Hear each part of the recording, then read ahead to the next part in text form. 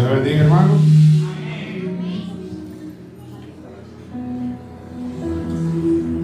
Sean todos bienvenidos y bienvenidas, que hay rostros nuevos y rostros conocidos y rostros que faltan, como todos los domingos.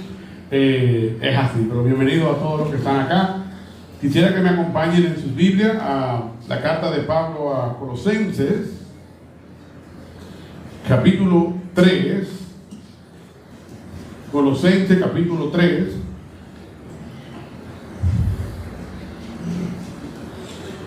Y vamos a leer desde el versículo 12 al 14, aunque específicamente hoy vamos a estar viendo el versículo 14. Pero para tener contexto, leamos desde el 12 hasta el 14. Colosenses capítulo 3, versículo 12 al 14. Pongámonos de pie por última ocasión y leamos la palabra de Dios en reverencia, conscientes de la presencia del Padre, del Hijo y del Espíritu Santo. Amén. Entonces, ustedes como hijos escogidos de Dios, santos y amados, revístanse de tierna compasión, bondad, humildad, mansedumbre y paciencia, soportándose unos a otros y perdonándose unos a otros. Si alguien tiene queja contra otro, como Cristo los perdonó, así también háganlos ustedes. Sobre todas estas cosas, vístanse de amor, que es el vínculo de la unidad. Padre amado, te pedimos que nos hablen esta mañana a través de tu palabra. Prepara nuestros corazones para recibirla. En mi caso, Señor, ayúdame a predicarla con claridad, de nuevo, precisión y autoridad. Te pido todo esto en el nombre de Jesús. Amén. Pueden tomar asiento, mis hermanos.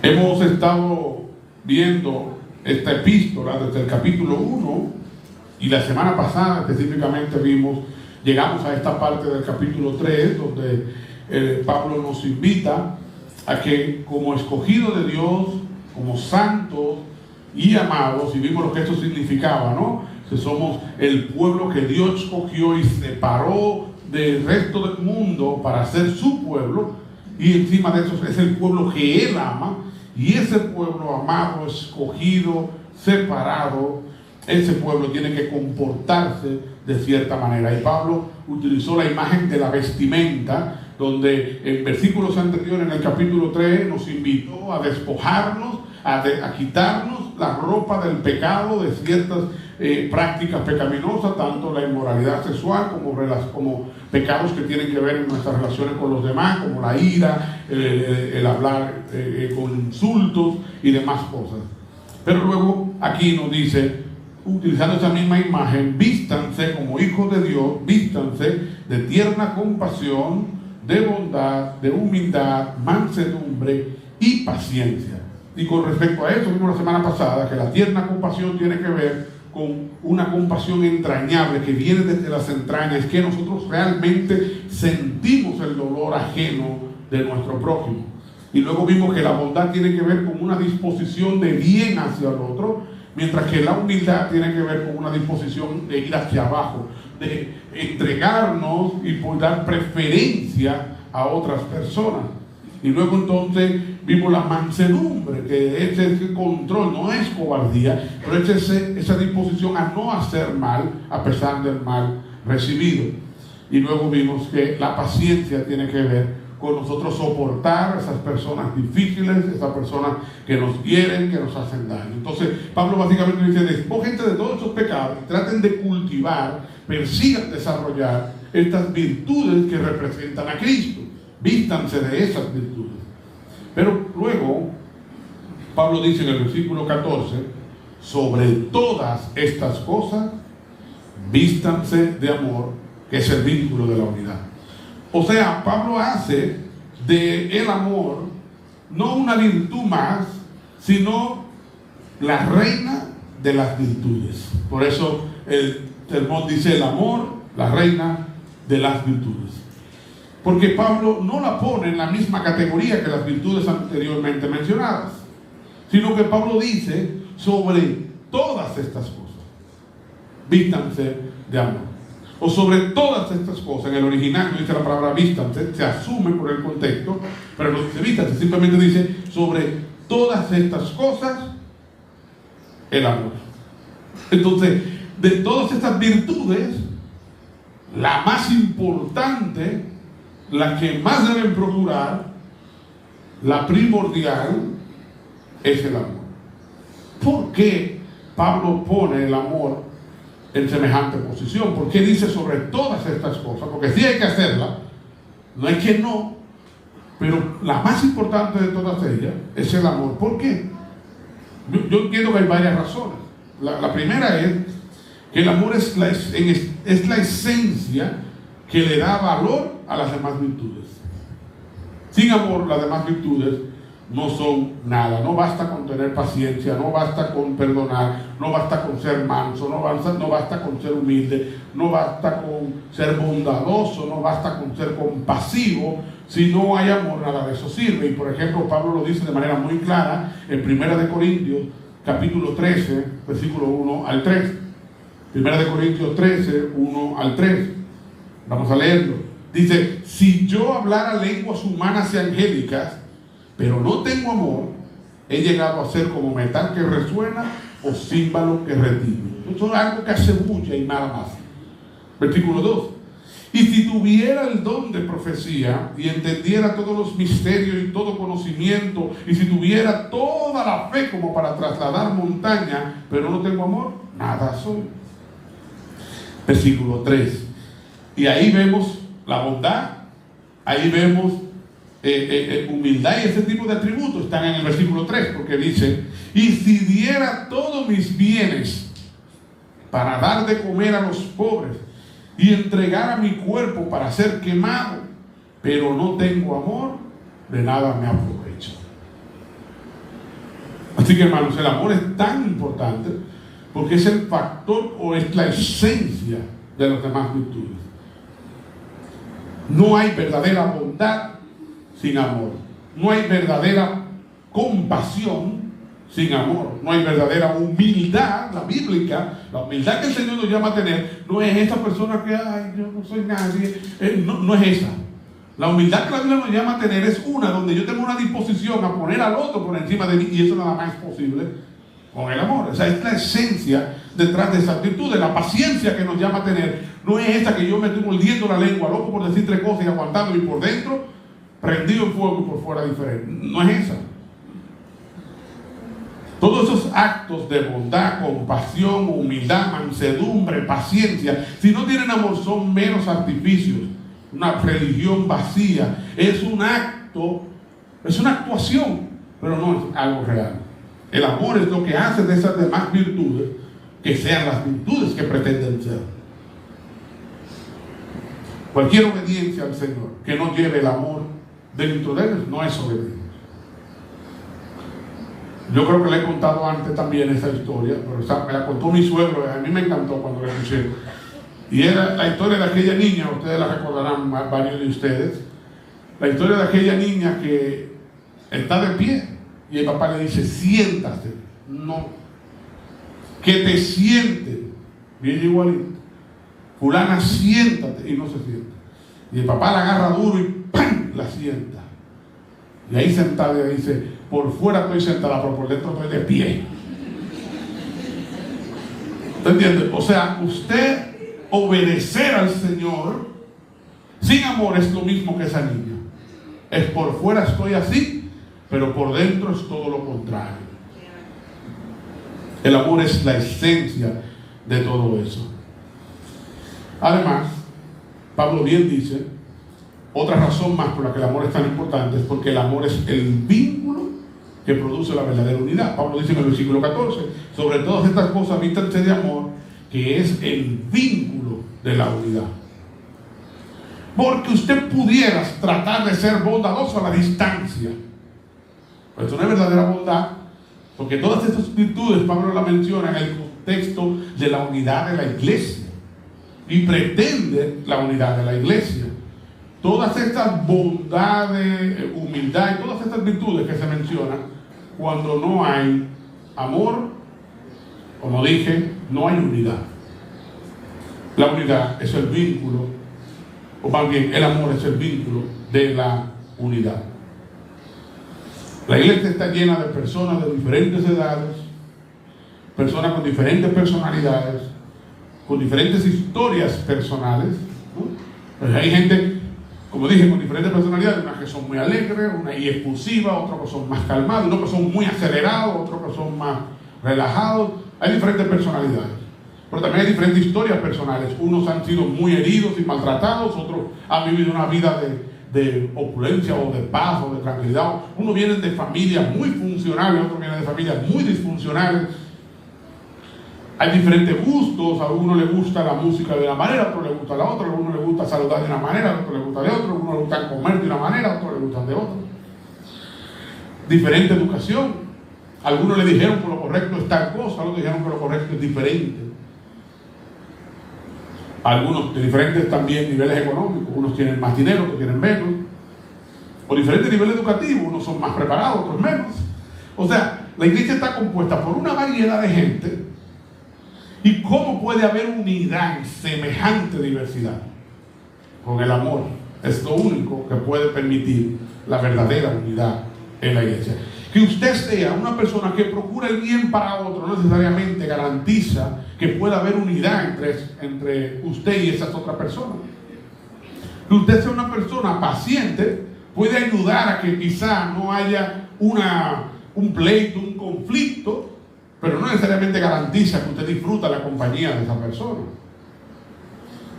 Es el amor lo único que puede hacer que exista la verdadera unidad en semejante diversidad como la que tiene la iglesia. Jesús, orando por nosotros, en Juan 17, 20 al 23, y digo orando por nosotros porque textualmente Él no estaba orando por sus discípulos, sino por lo que habrían de creer por ellos, y eso nos incluye. Entonces, orando por nosotros, dice de la siguiente manera, Juan 17, versículos 20 al 23. Juan 17, versículo 20 al 23. Dice: pero no ruego solo por estos, sino también por los que han de creer en mí por la palabra de ellos. O sea, ahí estamos nosotros. Para que todos sean uno. O sea, Cristo está orando que la iglesia sea una, que el pueblo no esté dividido. Como tú, oh Padre, estás en mí y yo en ti, que también ellos estén en nosotros, para que el mundo crea que tú me enviaste. O sea, la unidad de la iglesia es algo que va a permitir al mundo creer que Cristo vino. Es una evidencia del Evangelio. La unidad de la iglesia muestra el verdadero poder del Evangelio. ¿Y cómo? ¿Cómo puede ocurrir eso? Versículo 22 dice: la gloria que me diste les he dado para que sean uno, así como nosotros somos uno. Y yo en ellos, tú en mí, para que sean perfeccionados en unidad, para que el mundo sepa que tú me enviaste y que los amaste tal como me has amado a mí. Ese texto básicamente, hermano, nos revela algo muy, muy extraño acerca de la iglesia. Y es que la iglesia, cuando se ama, así como Cristo ama al Padre al Hijo y nos han amado a nosotros, cuando la iglesia muestra ese mismo amor, eso es lo que le permite al mundo poder ver el poder del Evangelio evidenciado en las iglesias. Cuando el mundo ve, pero cómo gente tan diferente, con todas las diferencias que hemos mencionado, se pueden amar y llevarse como se llevan esta gente, ahí se ve la eficiencia del poder del Evangelio. Eso no lo estoy diciendo yo, eso lo está diciendo Cristo en su oración. Por raro que suene, por controversial que suene, por cosas que nos haga ruido en la cabeza, eso es lo que dice la Biblia. Eso lo acaba de decir Cristo orando. Para que el mundo crea que me enviaste. Para que yo esté unido, para que el mundo crea que me enviaste. ¿Qué conexión hay aquí? Esa. A nosotros estar unidos, el mundo puede ver verdaderamente el Cristo que vive es Jesucristo, es el Hijo de Dios. Ese evangelio transforma estas vidas y esto es evidente en la unidad de su iglesia. Hermanos, es el adorno más hermoso que tiene la iglesia, es ese. Una iglesia no se ve bonita porque tenga bonitas sillas, bonitas cortinas, bonitas luces, gente bien vestida, que eso es muy bueno, porque una iglesia que está llena de gente linda, entonces eso es algo muy bueno.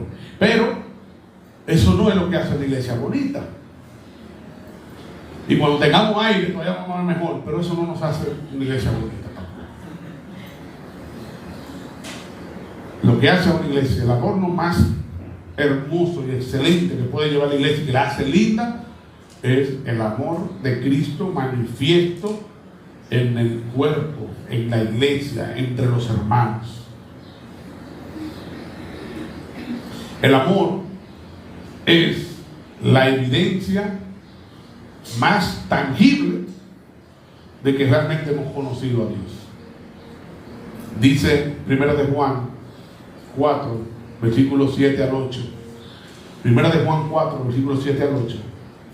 Amados, amémonos unos a otros, porque el amor es de Dios, y todo el que ama es nacido de Dios y conoce a Dios.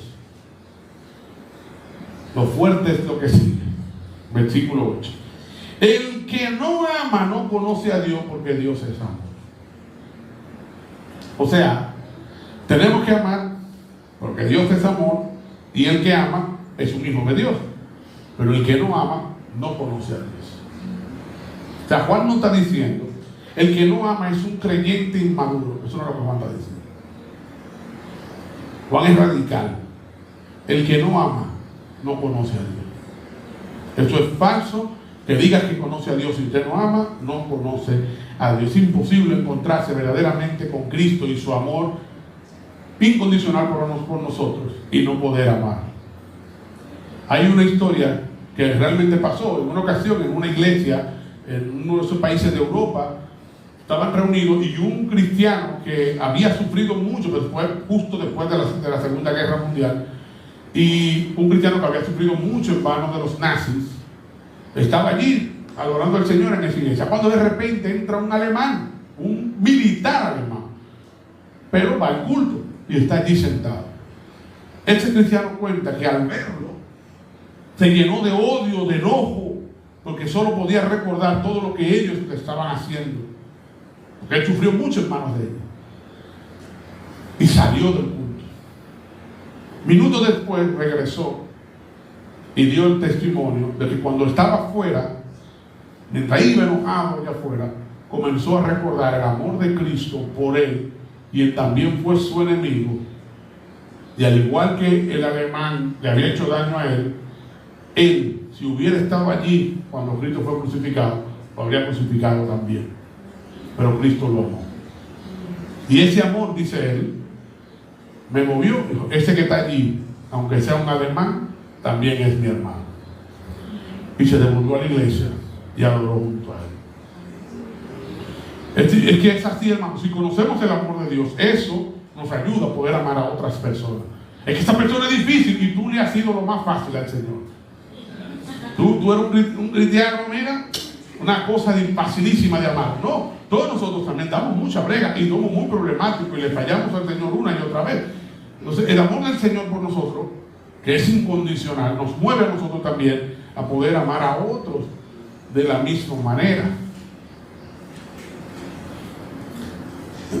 En Juan capítulo 13, versículo 35, Cristo dijo: en esto conocerán todos que son mis discípulos. O sea, los que están afuera van a saber que ustedes son mis discípulos en esto, si se tienen amor los unos por los otros.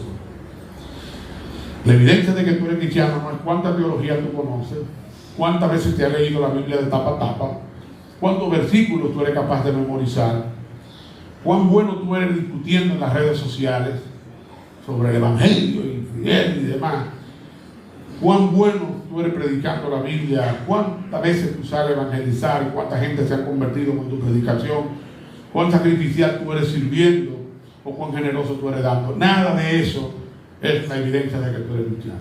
Todo eso es secundario, es añadidura, fluye de la verdadera evidencia. La verdadera evidencia de que tú eres cristiano es el amor.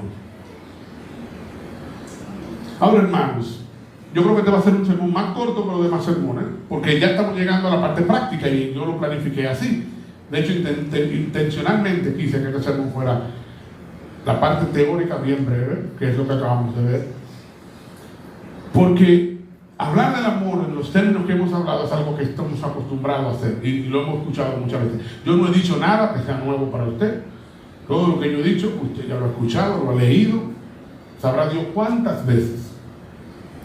Y precisamente por eso, intencionalmente, quise hacer esta parte breve, que lo recuperáramos, que lo recordáramos, para ahora hablar en términos prácticos con qué se come eso.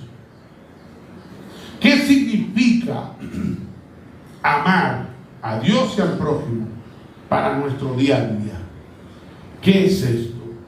¿Cómo se refleja eso en mi día a día? Y ahí sí quisiera que tomáramos un poco más de tiempo, porque cuando la gente piensa en el amor lo hacen en dos polos. O uno dice en el amor es puro sentimentalismo, es emoción, es sentir esas mariposas por dentro, es ver al otro y sentir algo tan lindo por esa persona, tan dulce. Y eso es mero sentimentalismo. Por otro lado, hay quienes describen el amor como meras acciones. No, el amor no es sentimiento, el amor es una acción. Y se trata de hacer y hacer y hacer. Pero ya vimos en 1 Corintios capítulo 13, versículo 3, que no se trata de hacer, porque tú puedes hacer, y si no amas, de nada te sirve, de nada te vale. Entonces, ni es meras acciones, ni es menos sentimiento, es algo más. Yo busqué muchas definiciones en diferentes diccionarios y de diferentes hombres de Dios a lo largo de la historia. Y hay definiciones muy complejas y definiciones bastante sencillas, pero quise hacer una definición que pudiéramos recordar y que más o menos englobe lo que pude ver a lo largo de la Biblia y de todas esas definiciones que leí. Y básicamente he traído para hoy la siguiente definición del amor bíblico. Es una gracia producida por Dios, mediante la cual el alma se deleita en Dios sobre todas las cosas y se desborda en buscar sacrificialmente el bien del prójimo. La voy a volver a leer. Es una gracia producida por Dios, mediante la cual el alma se deleita en Dios sobre todas las cosas y se desborda en buscar sacrificialmente el bien del prójimo. En palabras más resumidas, el amor bíblico es un profundo deleite en Dios que se entrega sacrificialmente por otros. Ahora, hermanos, de esta descripción notamos varias cosas rápidamente sobre el amor. Primero, comienza con Dios. Amamos porque Él nos amó primero. Es algo que Dios nos da, es una gracia que Dios pone en nosotros. Dios es el que nos faculta para poder amar. Y por eso necesitamos cada vez pedirle que nos ayude a amar. Y cuando nos sea difícil amar al prójimo, orarle a Dios para que nos ayude. Pedirle perdón y pedirle que nos ayude. No podemos amar como Dios ama con nuestra propia fuerza. Necesitamos de Dios para poder hacerlo. No es algo que tú hoy vas a escuchar y vas a decir, hoy decido amar. En mis propias facultades no vas a poder. Necesitas pedirle a Dios que te ayude a amar de esa manera. Así que es una gracia producida por Dios en primer lugar. Pero luego también vemos que sí incluye los afectos. No es mera acción, hay afectos. Es una gracia producida por Dios, mediante la cual el alma se deleita en Dios. Algunos puritanos lo describían como un profundo afecto, santo y puro, por Dios y el prójimo. Entonces hay afectos. Es algo que tú sientes. El amor no se siente, se siente. O sea, esto de que el amor no se siente, eso es falso. El amor se siente, se experimenta desde adentro. Y es un amor por Dios en primer lugar. Que tú te deleites en Dios. Para ti Dios es lo mejor. Y está por encima de todas las cosas. Pero también incluye la voluntad. Porque nos inclina, nos lleva hacia algo. ¿Y a qué nos lleva? Se desborda en actuar sacrificialmente por el bienestar de otras personas. Entonces, ti también esa acción. No se queda en mero sentimiento. Hay quienes tienen sentimientos pero no actúan, y quienes actúan y no sienten. El amor es ambas cosas. Siente y por ello actúa, ¿no? Pero siente un deleite por Dios, y como ama a Dios y Él está por encima de todas las cosas, y Él ama a sus hijos, nosotros amamos a su iglesia. Pero también Él ama al enemigo y nos llama a amar a nuestros enemigos. Nosotros tenemos que amar a nuestros enemigos. Pero de nuestro amor por Dios es que se desborda hacia las demás personas, actuando sacrificialmente. Y vemos que es algo activo, es algo sacrificial. Y vuelvo y digo, hermano, esa descripción que quizá diga muy bonita, pero no, eso es bíblico, lo dice la Biblia. Yo simplemente le di palabras para que las podamos recordar. Pero fíjate cómo dice Primera de Juan, capítulo 3, versículos 16 al 18. Primera de Juan 3, 16 al 18. En esto conocemos el amor, en que Él puso su vida por nosotros. Ahí vemos que es un don de Dios. También nosotros debemos poner nuestra vida por los hermanos. Entonces el amor de Dios por mí me lleva a amar a mis hermanos. Versículo 17, pero el que tiene bienes de este mundo y ve a su hermano en necesidad y cierra el corazón contra él, ¿cómo puede morar el amor de Dios en él? O sea, que el amor no se puede quedar en meros sentimientos, sino que actúa, hace algo por el otro. Si yo tengo para ayudar, ayudaré. Versículo 18, hijos, no amemos de palabra ni de lengua, sino de hecho y en verdad. No basta con decir te amo, tienes que amar, tienes que hacer. Cristo le preguntaron cuál era el primer y más grande mandamiento, y cómo respondió él. Mateo 22, versículos 37 al 40. Y él le contestó: amarás al Señor tu Dios con todo tu corazón y con toda tu alma y con toda tu mente. Este es el grande y primer mandamiento. Pero Cristo no lo dejó ahí. A él le preguntaron por eso, ahí él respondió, pero él no lo dejó ahí. Él dijo: no puedo simplemente hablar del primer y más importante mandamiento. Esto no se queda solo. Y siguió y agregó: y el segundo es semejante a este: amarás a tu prójimo como a ti mismo. De estos dos mandamientos, no de un solo, de estos dos mandamientos dependen toda la ley y los profetas. Fíjense cómo que el amor por Dios me tiene que llevar a amar a mi prójimo. Están unidos esos dos amores. Uno fluye hacia el otro. Entonces, hermanos, esto es muy práctico.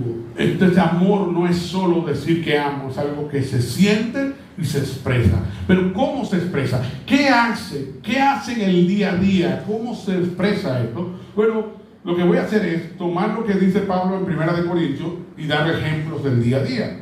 En 1 Corintios 13, versículos 4 al 7, Pablo no dice cómo se manifiesta ese amor en la práctica, pero yo voy a dar ejemplos diarios.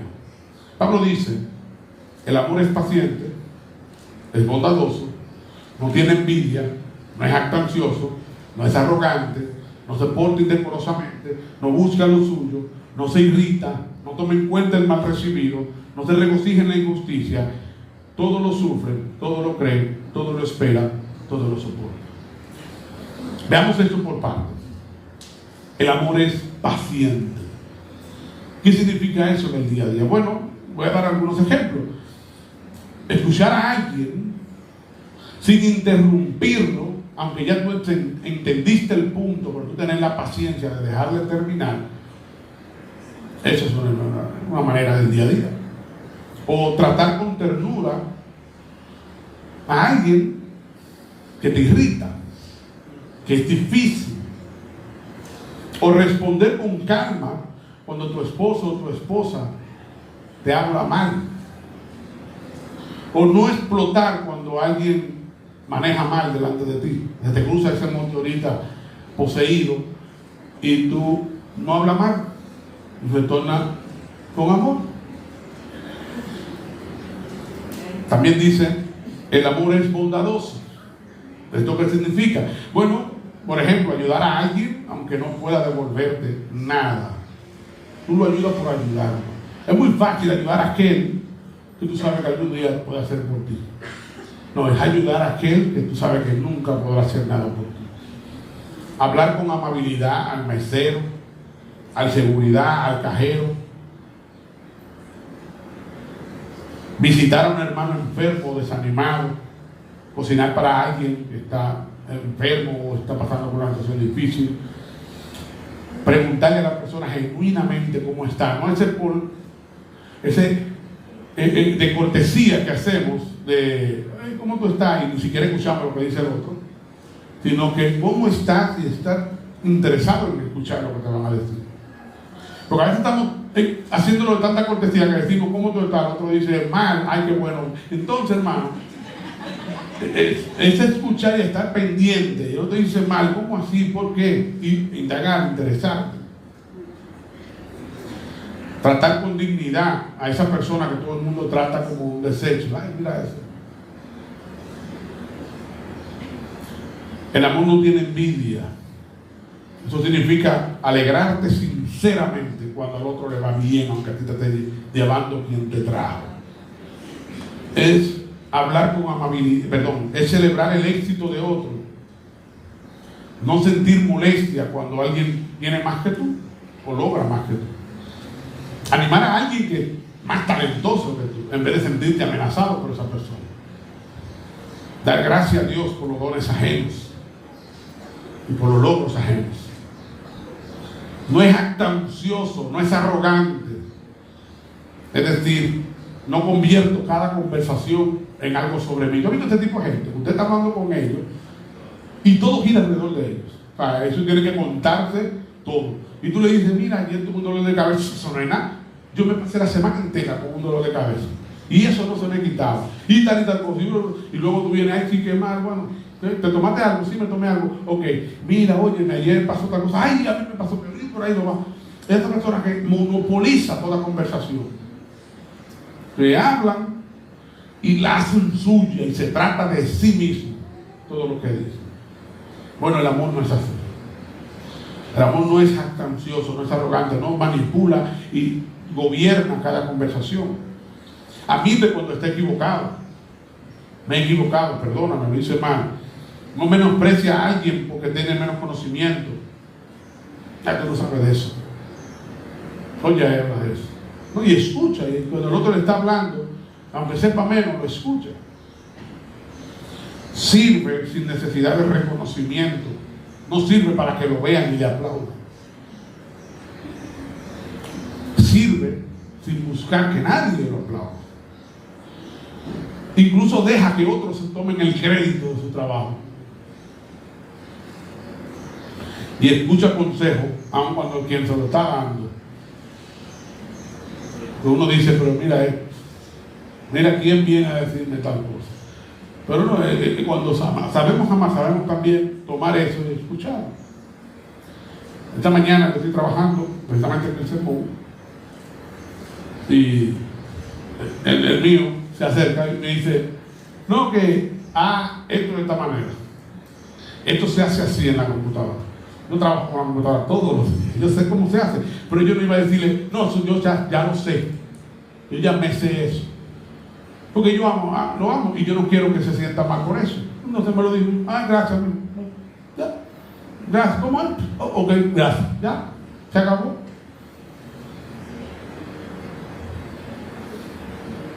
No se comporta indebidamente. Trata al otro con respeto, incluso cuando tienen desacuerdos.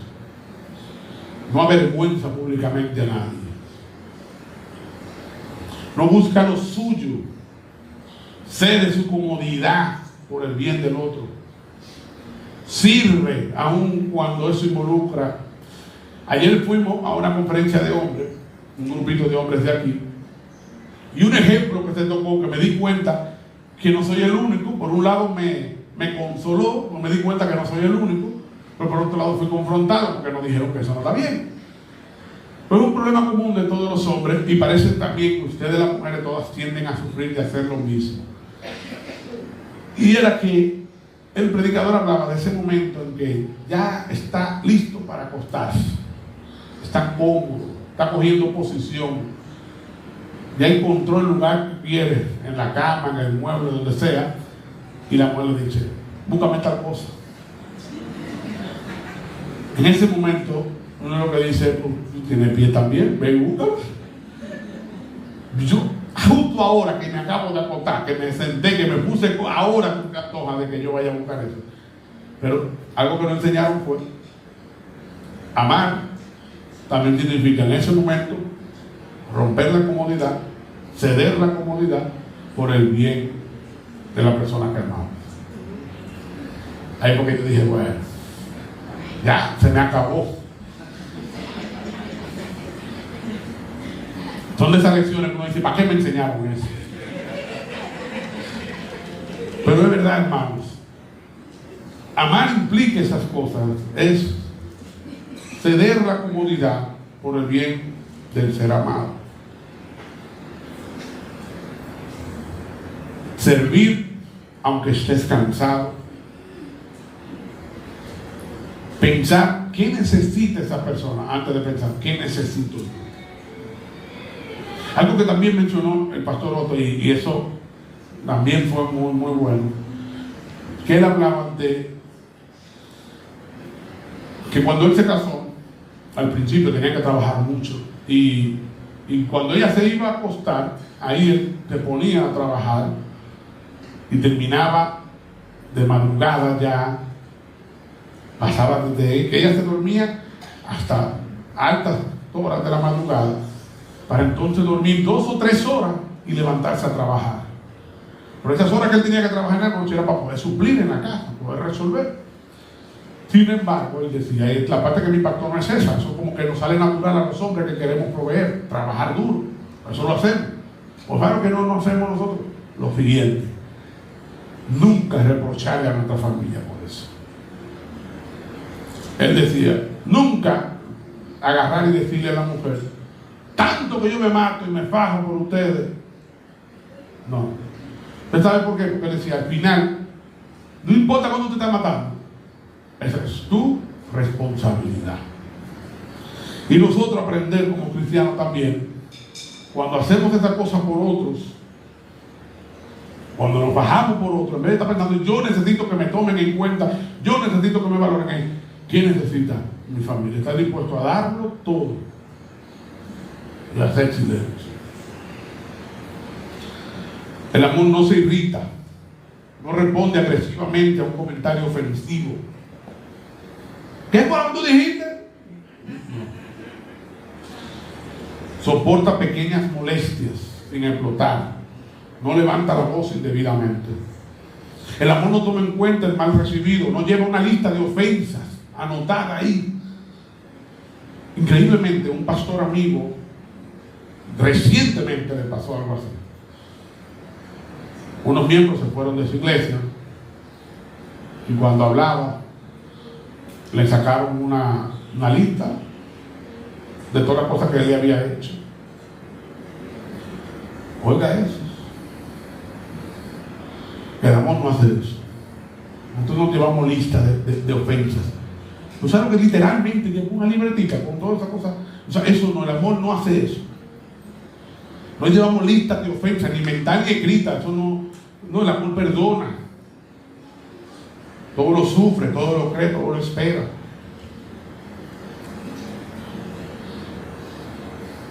No se alimenta de resentimiento secreto. No se regocija de la injusticia ni se alegra sino que se alegra con la verdad. Es decir, tampoco que encubre el pecado, confronta con humildad cuando hay que hacerlo. Todo lo sufre, permanece al lado de alguien, aun cuando esa persona es difícil o cuando vienen temporadas difíciles. Soporta decepciones, soporta enfermedad, soporta cualquier cosa. Contra viento y marea permanece. Todo lo sufre, todo lo cree, da el beneficio de la duda, no asume lo peor de una vez. Pasó algo, espérate, alguna explicación tiene que haber, pero no voy a pensar lo peor de esa persona. Si amamos, no pensamos lo peor a la primera. Alguna explicación tendrá que haber, pero no vamos a tomarlo por ahí. Confía hasta que se demuestre lo contrario. Yo he visto gente que con una facilidad rompe la confianza en el otro y el otro no le ha dado evidencia, pero por cualquier tú me dices, ya está dudando. Eso no es amar. Cuando verdaderamente amamos a una persona, nosotros vamos a tratar de pensar lo mejor de esa persona hasta que se demuestre lo contrario. Cuando ocurra alguna evidencia clara, entonces sí sabemos ya que esa persona nos ha traicionado y podemos pensar lo malo O sea, no lo malo que quiero hacerle daño, sino esa persona realmente hizo algo malo. Pero no vamos a pensar eso a la primera, porque sí tenemos que tratar de pensar en lo mejor. Interpreta las acciones ajenas con caridad, no con sospecha. Todo lo espera, no pierde la esperanza, permanece trabajando, sigue orando por esa persona, sigue amando a esa persona, persevera. Y por último, todo lo soporta. Permanece fiel aunque sea costoso. Permanece amando aunque sea difícil. Permanece haciendo las buenas obras, aunque actualmente no vea ninguna recompensa. En fin, hermanos, amar es morir al egoísmo todos los días. Amar es buscar activamente el bien del otro. Amar es responder con gracia en vez de orgullo. Amar es reflejar a Cristo en lo que hacemos. Amar es paciencia, sacrificio, humildad, servicio. Así que, hermano mío, el amor no es un accesorio más, no es una más de las virtudes que no podemos poner, es la evidencia esencial de que somos cristianos. Tenemos que vestirnos del amor. Si verdaderamente hemos conocido el amor de Cristo, ese amor tiene que manifestarse en nuestro amor por los demás. Pablo dijo, sobre todas estas cosas, vístanse del amor, que es el vínculo de la unidad. Pero como dije al principio, eso no lo podemos hacer con nuestra propia fuerza. Pidámosle a Dios que nos ayude. Pidámosle que ese mismo amor que Él nos ha mostrado a nosotros seamos capaces de mostrárselos a otros.